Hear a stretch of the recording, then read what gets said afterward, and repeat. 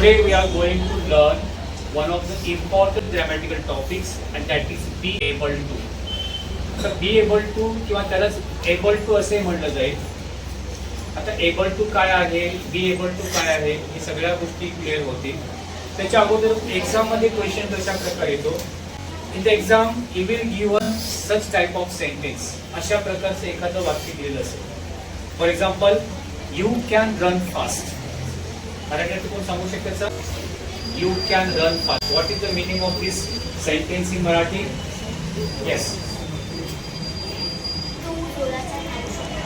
तू जोराने धावू शकतो किंवा तू वेगाने धावू शकतो.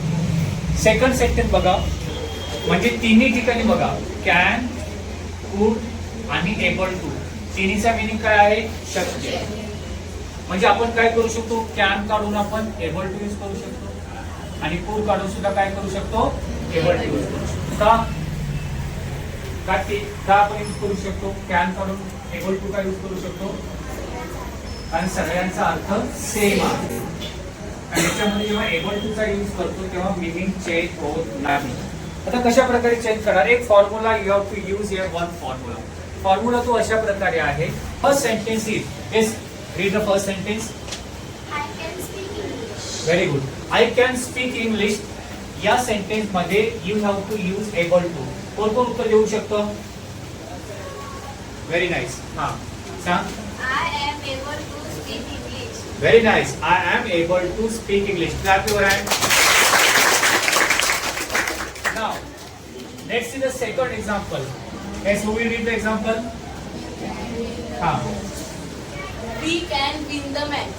We can win the match. तर मराठीमध्ये अर्थ सांगू शकतो? सांग. We are able to win the match. We are able to win the match. Very good. Clap your hands. They was able to work hard. They are able to work hard. वेगळं बरोबर आहे उत्तर? सांग. They were able to work hard. They were. काय R का वेर का घेतला? R का नाही बरोबर? पास्ट टेन्स मध्ये आहे. काय पास्ट टेन्स मध्ये आहे? कुड हे पास्ट टेन्स मध्ये आहे. मी पास्ट टेन्स मध्ये आल्यानंतर काय घेतो आपण? वॉज किंवा वेर. काय उत्तर येईल बरोबर? They were. बरोबर. They were able to work hard. Very good. हा. Last sentence, sentence number 5. Who will read this sentence? What sentence is that? Veena can dance on the stage. Veena